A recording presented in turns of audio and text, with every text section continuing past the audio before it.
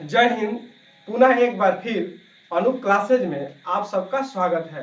तो चलिए फिर हम लोग आज जो रेलवे एनटीपीसी के पेपर हो रहे हैं उसमें कौन कौन से क्वेश्चन पूछे गए हैं हम उन्हीं क्वेश्चनों को सॉल्व करेंगे।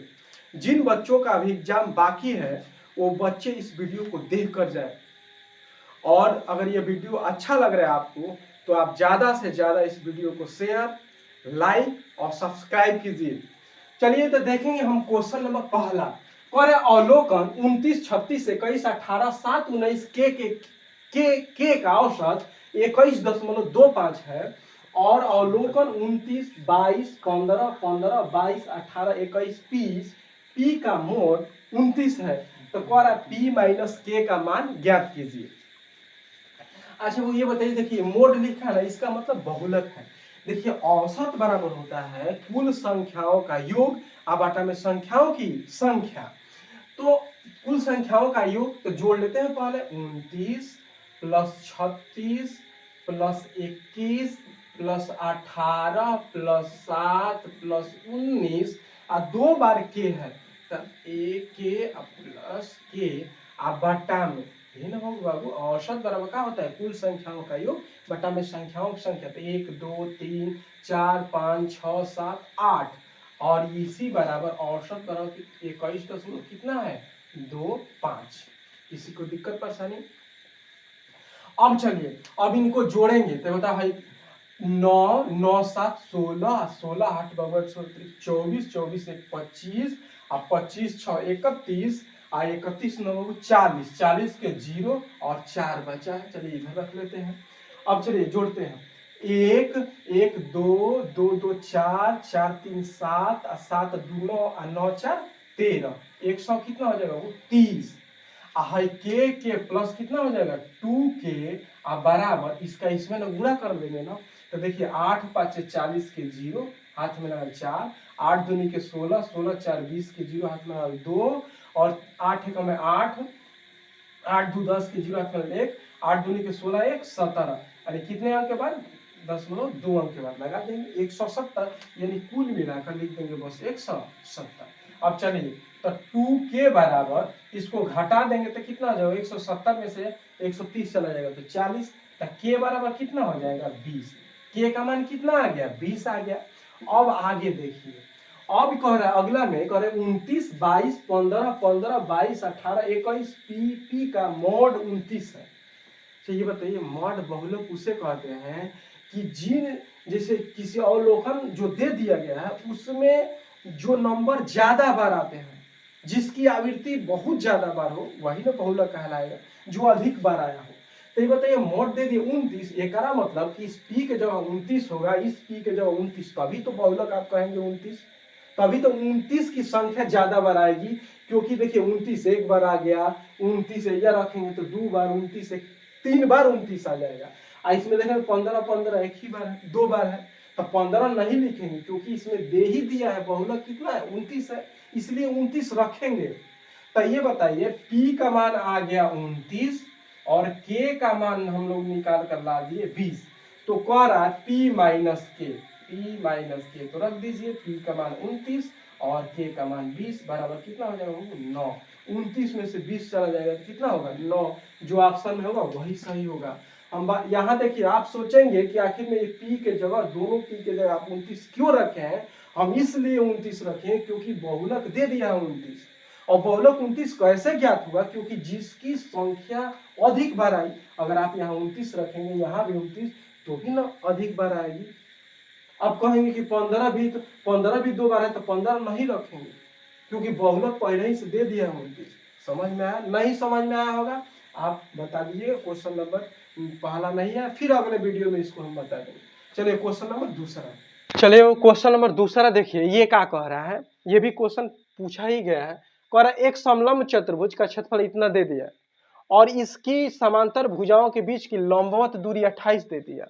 अब एक भुजा की लंबाई 72 तो दूसरी भुजा की लंबाई पूछा है।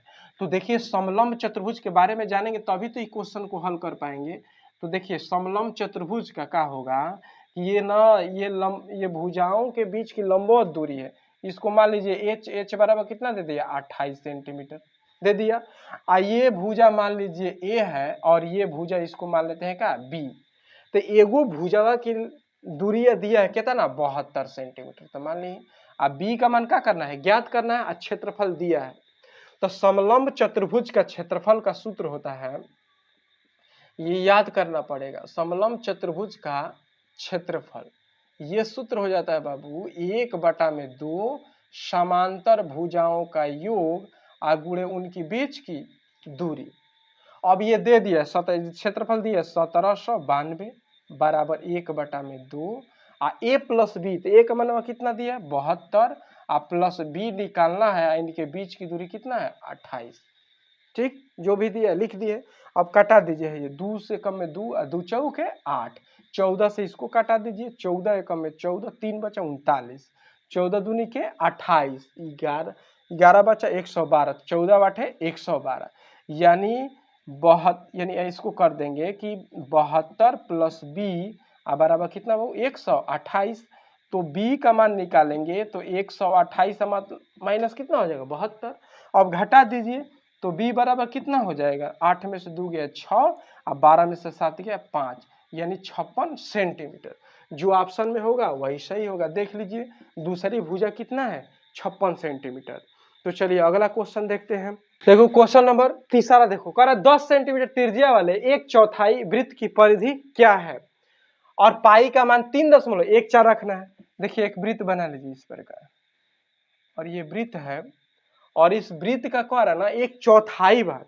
तो ये बताइए वृत्त की परिधि क्या होता है सूत्र, ये तो याद करना पड़ेगा। वृत्त की परिधि का सूत्र होता है वो 2πr और वृत्त का क्षेत्रफल πr² होता है। अब इसका चौथा भाग कर रहा है चौथाई, तो ये बताइए चौथाई कर रहा है इस कितना है, ये चौथाई ना तो कितना भाग है पूरा 4 भाग है। तो अब चौथा वृत्त अरे चौथाई वृत्त की परिधि निकाल लेंगे, चौथाई वृत्त की परिधि। अब चौथाई वृत्त की परिधि निकालेंगे बाबू तो इसमें किससे भाग दे देंगे 4 से, 2πr बटा में कितना हो जाएगा 4। अब इसको कटा दीजिए 2 दूनी के 4, तब πr बटा में कितना हो जाएगा 2। पाई का मान रखिए एक, देख लीजिए यहाँ पे रखा है 3.14 ये रखना है, और r का मान कितना है 10 बटा में 2। इसको कटाइए 2 पचे नहीं मत कटाइए, ऐसे कर दीजिए 10 हो गया और ये 2 है तो हाई जीरो से हाई दशमलव यहाँ चला जाएगा, तो कितना हो जाएगा 31.4 बटा में 2। अब कर दीजिए 2 एकम में 2, अब ये हो जाए कितना 11, 2 पचे 10 और 2 सते 14, यानी 15.7 सेंटीमीटर। देख लीजिए कहाँ है 15.7 सेंटीमीटर। अगर वीडियो आपको समझ में आ रहा है तो आप लाइक कीजिए और ज़्यादा से ज़्यादा शेयर कीजिए। चलिए अगला क्वेश्चन देखते हैं। कह रहा है कि 2 ट्रेनें जो विपरीत दिशाओं में चल रही है। मान लीजिए 2 ट्रेन है, मान लीजिए एक कोई ट्रेन है और ये कोई ट्रेन बी है, यह इधर चल रही है, ये वाले इधर चल रही है, ठीक विपरीत दिशाओं में।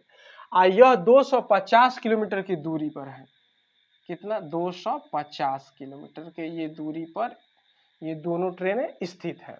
चलिए इनकी बीच की दूरी 250 किलोमीटर है, जो एक ही समय पर चल रही है। 8 बजे ये भी चल रही है तो 8 बजे ये भी चल रही है। कह रहा है कि ट्रेन ए की स्टेशन 130 की स्टेशन से 130 किलोमीटर की दूरी पर क्या होती है मिलती है।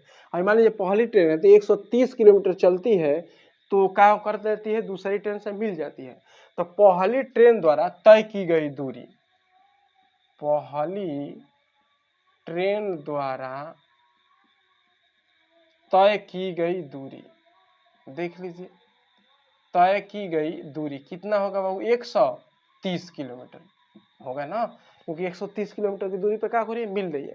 तो ये बताइए 130 किलोमीटर की दूरी पर मिल रही है तो दूसरे की ट्रेन की भी लंबाई तो ज्ञात कर लेंगे। दूरी वो कितना तय की तो 250 में से 130 को घटा देंगे ना, तो दूसरी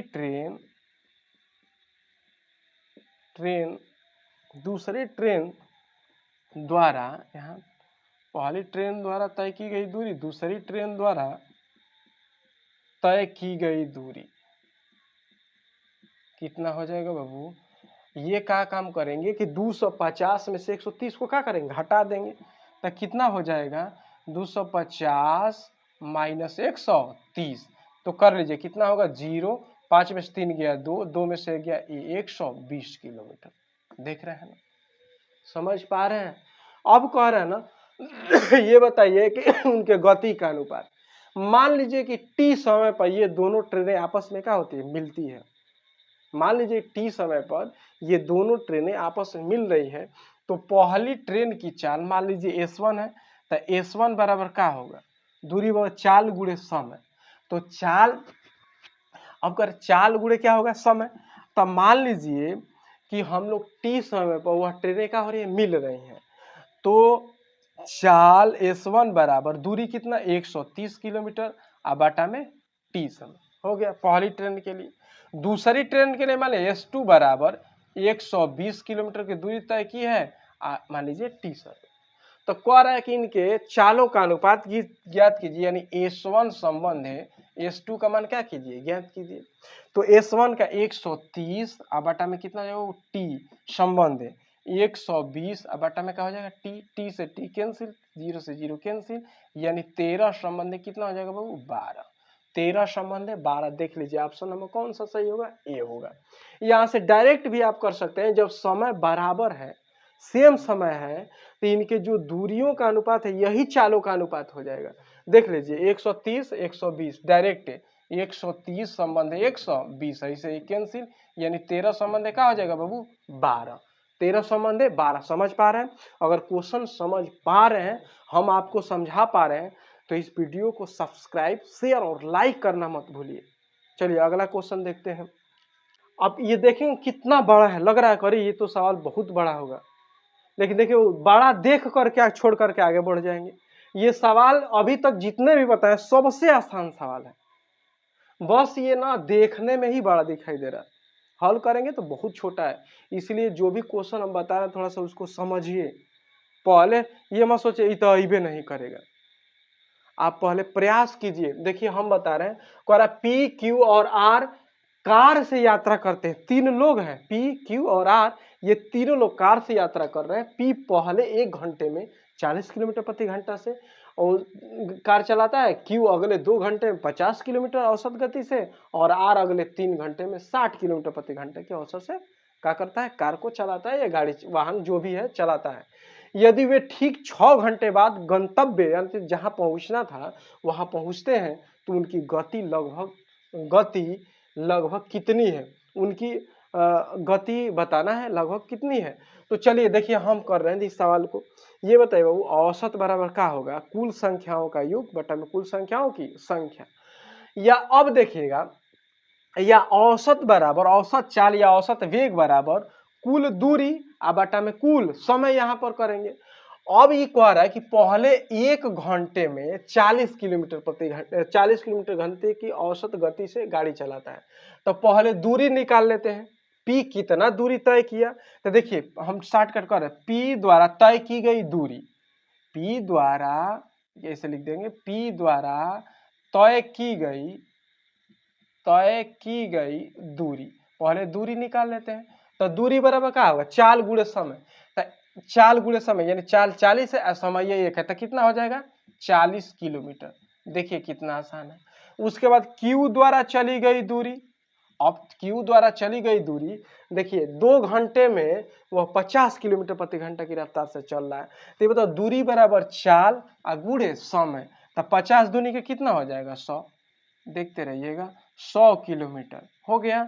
उसके बाद आर द्वारा चली गई दूरी, तो आर कितना कर रहा है देखिए 3 घंटे में 60 किलोमीटर, तो दूरी बराबर चाल गुणे समय 36 18 180 किलोमीटर। अब ये बताइए बाबू औसत चाल बराबर या औसत गति बराबर कुल तय की गई दूरी बटा में तय करने में लगा कुल समय, यही होता है। अब चलिए तो ज्ञात कर लेते हैं।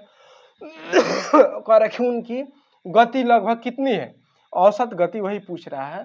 तो चलिए अब कुल दूरी कितना है, जोड़िए 40 प्लस 100 प्लस 180 बटा में कुल समय कितना है 6 घंटा। या देख लीजिए 1 घंटा है 2 घंटा है तो 1 घंटा 2 घंटा 3 घंटा और 3 घंटा भाई 3 3 6 घंटा और लास्ट में दे भी दिया 6 घंटा। तो हम कर देंगे 6 से भाग, आपका आंसर आ जाएगा। देखिए 140 और 180 कहीं जोड़ दीजिए ऐसे 140 180 जोड़िए 0 8 4 12 2 1 3 यानी 320 और बटा में कितना हो जाएगा 6। कटाइए 2 एकम में 2 और 2 छके 12 और 0 और 2 3 6 3 से कटा दिए 3 5 15 10 हो जाएगा। तितली के 9 तितली के 9 तितली के 9 ये किलोमीटर प्रति घंटा। देख लीजिए ऑप्शन कौन है 53.33 किलोमीटर प्रति घंटा। कुछ नहीं हम बता आपको समझा रहे हैं तो लेट हो रहा है, अगर समझ जाएंगे तो कुछ नहीं करना है, इसका दूरी निकाल लीजिए इसका दूरी जोड़ करके बस समय से क्या कर दीजिए भाग दे दीजिए, बिल्कुल कम समय में होगा। चलिए अगला क्वेश्चन हम लोग देखते हैं। और देखिए ये कैसे हम इन क्वेश्चनों को किस प्रकार करेंगे। देखिए करेक्ट 3 के पावर 71 प्लस 3 के पावर 72 प्लस 3 के पावर 73 प्लस 3 के पावर 74 प्लस 3 के पावर 75 किससे विभाज्य है। देखिए क्वेश्चनों को जानना है समझना है तो आप चैप्टर वाइज पहले पढ़ लीजिए, पढ़ लेंगे सभी एक एक चैप्टरों को अगर पढ़ लेते हैं उसके बाद सेट पेपर करिए अपने आप समझ में आएगा। अगर नहीं पढ़े होंगे तो दिक्कत होगा, आप टाइम देंगे तब तो।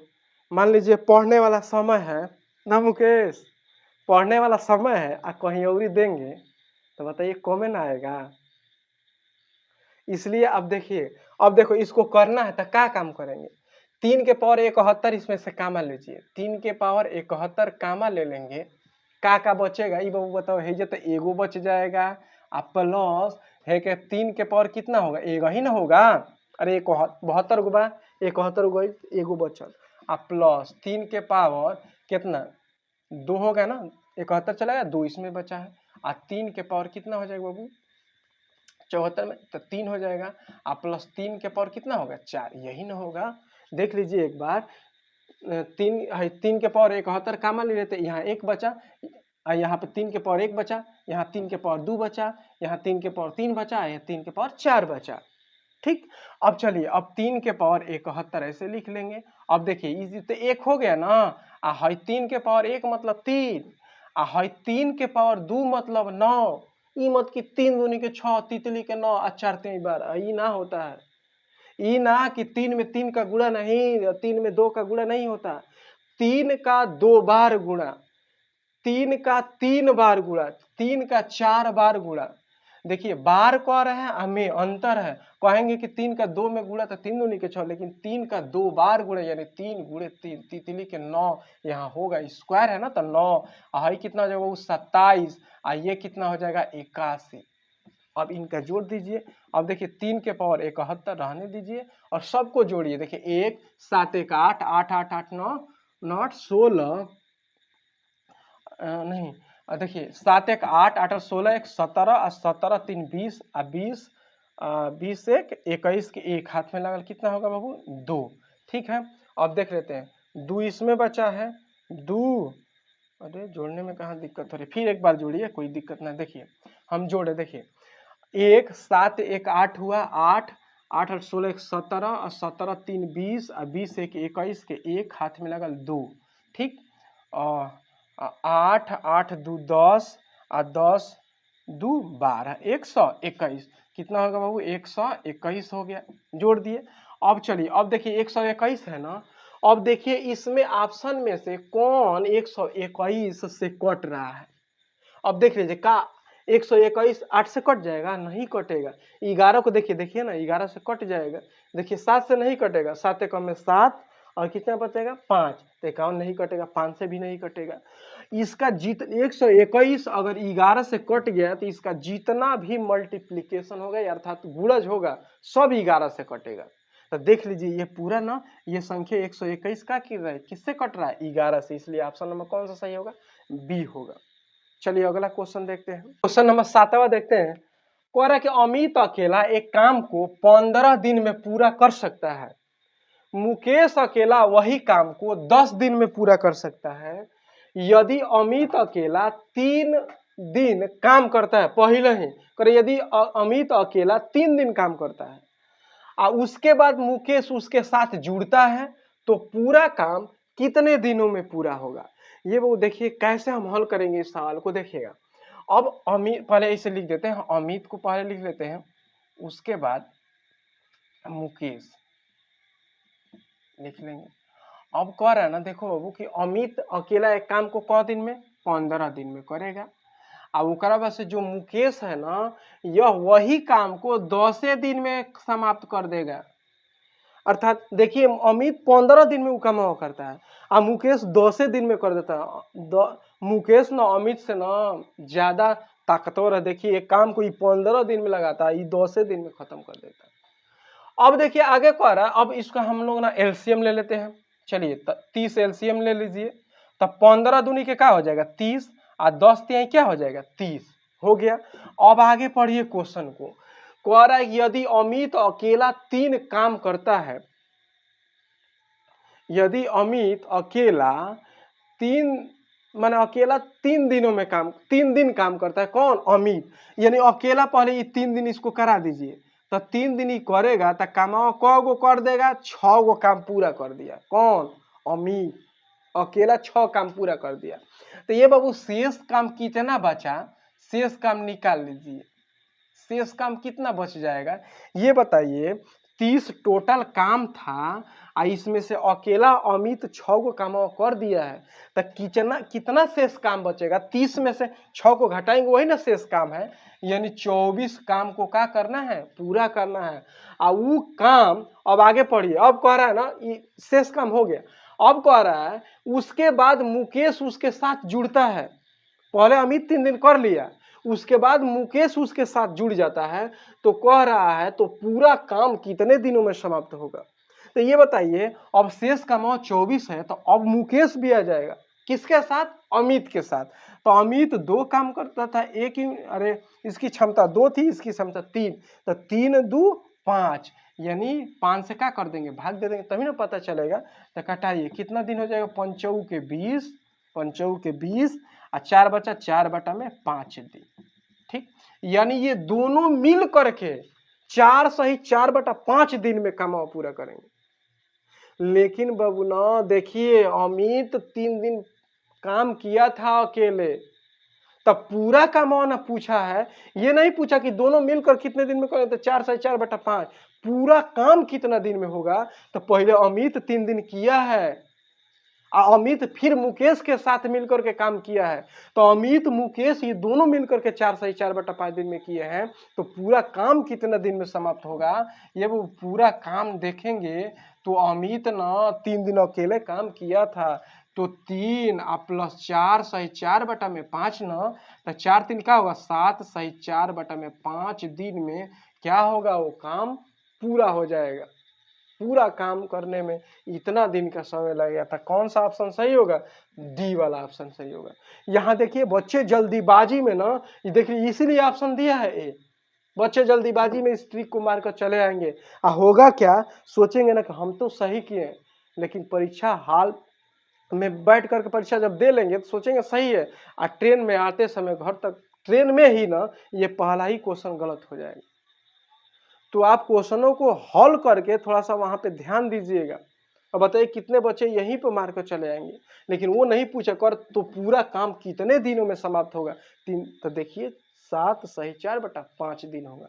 चलिए अगला क्वेश्चन देखते हैं। क्वेश्चन नंबर 8वां देखिए बाबू, पर एक आयताकार घनाभ की लंबाई, चौड़ाई और ऊंचाई क्रमशः 27 सेंटीमीटर, 18 सेंटीमीटर, 21 सेंटीमीटर है।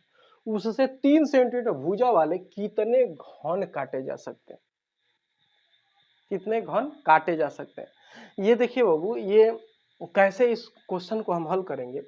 देखिए यार, आप हमारा वीडियो देखते हैं तो समझ में आता है ना, तो आता है तो कमेंट में भी बता दिया कीजिए कि कौन सा क्वेश्चन आपको, जो क्वेश्चन समझ में नहीं आ रहा है उसको बोलिए कि क्वेश्चन नंबर, जैसे मान लीजिए यही क्वेश्चन हम बताएं आपको नहीं समझ में आया, तो आप कमेंट में लिख दीजिए क्वेश्चन नंबर 8 नहीं आया है, बस देखते हैं। अरे यार थोड़ा सा लाइक कमेंट और शेयर कीजिए। चलिए क्वेश्चन नंबर 8 नंबर देखते हैं। एक आयताकार घनाभ की लंबाई, चौड़ाई और ऊंचाई क्रमशः 27 सेंटीमीटर, 18 सेंटीमीटर और 21 सेंटीमीटर है। तो कर उससे 3 सेंटीमीटर भुजा वाले कितने घन काटे जा सकते हैं। अच्छा ये बताओ बाबू, ये घनाभ का जो आयतन है, घनाभ का आयतन, उससे क्या है ना कि घन कितने न छोटे छोटे घन न काटे जा सकते हैं। तो घनाभ का आयतन बराबर घन का आयतन होगा ना, क्योंकि घनाभ में से ही घन को क्या किया जा रहा है, काटा जा रहा है। तो घनाभ का आयतन मान लीजिए ना कि x घन का हुए काटे जाते हैं, तो घनाभ का आयतन क्या होगा, लंबाई गुणे चौड़ाई और गुणे ऊंचाई, यही ना होता है। अब बराबर घन का आयतन मतलब भुजा का क्यू। अब मान लीजिए कि x घन का किए जा रहे हैं, काटे जा रहे हैं, तो x बराबर जब निकालेंगे तो लंबाई गुणे चौड़ाई गुणे ऊंचाई और बटा में भुजा का क्यू, यही ना होगा। अब चलिए, तो लंबाई कितना है बाबू 27, चौड़ैया कितना है 18 और ऊंचाई 21 और बटा में कितना हो जाएगा। घन का आयतन का सूत्र क्या होता है, भुजा का क्यू, यानी 3 गुणे 3 और गुणे 3, कटा दी 3 27, 3 छके 18, 3 साते 21। ठीक, देखिए 9 छके 54, एक से बराबर कितना हो जाएगा 54 और गुणे 7। अब गुणा कर दे, 7 चौके 28 के 8, 2 बचा और 7 बचे 35 और 35 दू 37, 378। देख लीजिए 378 ना घनों की संख्या होगी। ऑप्शन नंबर कौन सा होगा, 378 कहाँ है, देख लीजिए ऑप्शन नंबर बी। ठीक गुणा किए है ना, देख लीजिए बाबू, 3 27, 3 छके 18, 3 7 21, 9 छके 54, 7 चौके 28 का 8, 2 बचा, 7 बचे 35 दू 37, सही है। 300 कितना होगा 78 घन काटे जा सकते हैं। चलिए अगला क्वेश्चन देखते हैं। क्वेश्चन नंबर 9 देखिए, कह रहा है 8500 रुपया की एक जमा राशि पर 3 साल में साधारण ब्याज 2040 रुपया है, तो वार्षिक ब्याज की दर ज्ञात कीजिए। इस सवाल को कैसे करेंगे बाबू, देखिए साधारण ब्याज आप तो पढ़े ही होंगे, हम तो बहुत सारे क्वेश्चन करा दिए साधारण ब्याज चक्रवृद्धि ब्याज से। अब देखिए साधारण ब्याज बराबर क्या होगा, मूलधन गुणे दर आ गुणे समय आ बटा में 100। देख रहे ये सब ना एनटीपीसी के जो परीक्षा हो रही है उसमें पूछे गए ही क्वेश्चन है। देखिए एसआई का मान दिया कितना 2040 अब बराबर पी का मान कितना है 8500, आर का मान ज्ञात करना है, टी का मान 3 साल और बटा में 100। समझ पाओ थोड़ा ना। अब इसको कटा दीजिए, 0 से 2 0 कैंसिल, और इसको कटा दीजिए, 3 छके 18, 2 3 8 24 0। ठीक, अब फिर इसको कटा दिए किससे, 5 से कटाइए, 5 एकम में 5, ठीक, एक बचा ना 5 3 15, 5 छके 30, 5 से कटाइए, 5 एकम में 5 और 5 7 35, ठीक ना। अब देखिए आर बराबर कितना हो जाएगा बाबू, आर बराबर 136 और बटा में कितना हो जाएगा 17, 17 बटे कितना हो जाएगा बाबू 136। देख लीजिए 8 7 56 के 6, हाथ में 5, 8 में 8, 8 में 8 5 कितना हो जाएगा 8 5 13। देख लीजिए 17 बटे 136 कितना बार में कैंसिल हो जाएगा 8 बार में, तो आर का मान कितना आ जाएगा वो 8%। समझ पा रहे हैं ना। चलिए तो अगला क्वेश्चन देखते हैं। तो क्वेश्चन नंबर 10वां कह रहा है कि एक वृत्त की परिधि एक वर्ग के परिमाप के बराबर है, जिसकी भुजा 88 सेंटीमीटर है, तब वृत्त का क्षेत्रफल ज्ञात कीजिए। अब देखिए तब वृत्त की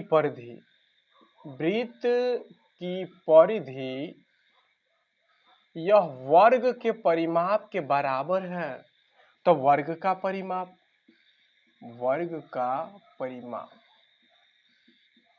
अच्छा ये बताओ बाबू, वृत्त की परिधि का सूत्र क्या होगा 2 पाई आर बराबर वृत्त का परिमाप माने 4a, ए मतलब कितना दे दिया 88 सेंटीमीटर। समझ में आ रहा है ना। अब चलिए तो अब इसका गुणा मत कीजिएगा, वैसे छोड़ दिए, 22 बटा में 7 गुणे का होगा आर बराबर 4 गुणे 88, ठीक है ना। इसको कटाइए, 22 चौके का हो जाएगा 88 हो जाएगा, आई 2 दूनी के 4 और 4 दूनी के 8, 8 7 56, आर का मान कितना हो गया बाबू 56 सेंटीमीटर। समझ में आ रहा है ना। चलिए, तो आर का मान जब 56 सेंटीमीटर आ गया तो वृत्त का क्षेत्रफल का सूत्र तो पता होगा, वृत्त का क्षेत्रफल बराबर पाई आर स्क्वायर। अब देखिए 22/7 और 56 को 2 बार लिखेंगे ना, क्योंकि आर का स्क्वायर कितना है 56 है, तो 56 गुणे 56, 7 8 है 56, 8 दूनी के 16, 8 दूनी के 16 1 17, और 56 में क्या कर देंगे बाबू, गुणा कर देंगे, गुणा कर दीजिए, 6 6 के 36, 6 3 बचा, और 7 6 के 42, 3 45 के 5 4 बचा, 6 1 में 6 4 10 हो गए। ठीक है, 6 5 30 की 0 हाथ में डाल 3, और 7 5 35 3 38 के 8 हाथ में डाल 3, और 5 1 5 3 8, 6 5 8 8 1 9, 9856 वर्ग सेंटीमीटर या सेंटीमीटर स्क्वायर। आप देख लीजिए कौन सा ऑप्शन है, तो सी वाला ऑप्शन 9856 सेंटीमीटर स्क्वायर है। देखिए बहू हम समझा पा रहे हैं, तो आप हमारे इस चैनल को ज्यादा से ज्यादा शेयर, सब्सक्राइब और लाइक कीजिए। चलिए अगला क्वेश्चन देखते हैं। पाई और चौड़ाई क्रमशः 24 सेंटीमीटर व 7 सेंटीमीटर है, इसके परिमाप की गणना कीजिए। इसका परिमाप बताना है। ये बताइए, वो लंबाई दे दिया है कितना 24 सेंटीमीटर लिख दे, और चौड़ाइया दे दिया है कितना 7 सेंटीमीटर। अब आयत का परिमाप याद है, अब सूत्र नहीं याद होगा तो कैसे हल करेंगे आप लोग, सूत्र तो याद ही करना पड़ेगा। देखिए आयत का क्षेत्रफल लंबाई गुणे चौड़ाई, आयत का परिमाप 2l + b होता है, तो आयत का परिमाप, आयत का परिमाप बराबर, परिमाप वही होता है चारों भुजाओं का योग। अब अच्छा बताइए, आयत देखिए, आयत में आमने सामने के भुजा का होगी बराबर, ए बी सी डी, ये वाली भुजा इसके बराबर, ये वाली भुजा इसके बराबर। ये मान लीजिए कि ए है, ठीक, तो ये भी भुजा तो ए होगा, ये मान लीजिए बी होता है, ये भी क्या होगा बी होगा। अब चारों भुजाओं को क्या कर दीजिए, जोड़ दीजिए, जोड़िए ए प्लस बी, उसके बाद ए प्लस बी, तो 2a प्लस का हो जाएगा 2b, तो 2 का कर लेंगे कामा ले लेंगे, तो a प्लस बी ना होगा, वही ना a प्लस बी कहिए चाहे l प्लस बी कहिए, लंबाई चौड़ाई के बतिया बरोबर। तब 2 का हो जाएगा लंबाई प्लस का हो जाएगा चौड़ाई। समझ में आ रहा है। अरे इसको एल मान लीजिए, इसको एल मान लीजिए, इसको तो एल होगा तो एल हो जाएगा, वैसे कर लीजिए तो एल प्लस बी हो जाएगा, तो 2l प्लस बी हो जाएगा, यानी आयत का परिमाप 2l प्लस बी। अब इसको क्या करेंगे, हल कर लेंगे। देखिए 2 लंबाई का मान कितना होगा 24, और चौड़ाई का मान कितना होगा 7। अब जोड़ दीजिए 2 गुणे 7 4 11 के 1 हाथ में ला 1 और 2 1 3, गुणा कीजिए 2 और 3 दूनी के 6, यानी 62 का सेंटीमीटर। देख लीजिए कौन सा ऑप्शन सही है, ऑप्शन नंबर सी। चलिए अगला क्वेश्चन देखते हैं बाबू। ये देखिए वो कह रहा है कि किसी त्रिभुज के भुजाओं की लंबाई क्रमशः 3 सेंटीमीटर, 4 सेंटीमीटर तथा 5 सेंटीमीटर, त्रिभुज का क्षेत्रफल ज्ञात कीजिए। अब देखिए वो इसको ना आप हीरो सूत्रों के, हीरो जो सूत्र है उसके भी माध्यम से कर सकते हैं, और नहीं तो देखिए वो ट्रिपलेट बन रहा है 3 4 5, और जब ट्रिपलेट बनता है ना तो समकोण त्रिभुज में ट्रिपलेट बनता है, पाइथागोरस प्रमेय लागू होता है। अर्थात इसको देखने पर यही लग रहा है ना बाबू कि यह समकोण त्रिभुज है। क्यों समकोण त्रिभुज है, ए बी सी, क्योंकि ट्रिपलेट बन रहा है बाबू, पाइथागोरस प्रमेय लागू हो रहा है। ये सबसे बड़ी भुजा है ना, तो ये 5 होगी, ये वाला इसको मान लीजिए कि 3, इसको मान लीजिए 4, ठीक। ये देखिए ट्रिपलेट बन रहा है, ट्रिपलेट हम बताए थे, देखिए 3 4 5, 5 12 13 7 24 25, हर बार बताते हैं, आप भी लिख लीजिए। उसके बाद 8 15 17 9 40 41, उसका 11 60 61 20 21 29। देखिए वो ये सब ना ट्रिपलेट है, इतना अगर याद है तो आप ना ऐसे क्वेश्चनों को बहुत जल्दी करेंगे। इसीलिए थोड़ा सा आप याद कीजिए, नहीं याद है तो कहीं लिख लीजिए, जहाँ पे नोट कर रहे हैं वहाँ पे क्या कर लीजिए, लिख लीजिए कहीं एक तरह से। उसके बाद डेली इसको क्या कीजिए, पढ़िए, रिवाइज कीजिए, याद हो जाएगा अपने आप। देखिए 3 4 5 तो समकोण त्रिभुज है, तो समकोण त्रिभुज का क्षेत्रफल का क्या सूत्र होगा, 1/2 आधार गुणे ऊंचाई। आधार गुणे क्या हो जाएगा बाबू, ऊंचाई। अब चलिए तो 1/2 आधार क्या है, 4 है, ऊंचाई क्या है, 3 है। तो द्वितीय दो दूनी के 4, तो 3 दूनी के 6 वर्ग सेंटीमीटर या 6 सेंटीमीटर स्क्वायर। देख लीजिए ऑप्शन नंबर कौन सा, ये वाला सही होगा। आप हीरो सूत्र भी से कर सकते हैं। पहले अर्ध परिमाप निकालेंगे एस का मान, उसके बाद इसका क्षेत्रफल under root S, S minus A, S minus B, S minus C, उससे करेंगे, थोड़ा सा टाइम लगेगा, फिर भी आंसर आएगा। चलिए अगला क्वेश्चन देखते हैं हम लोग।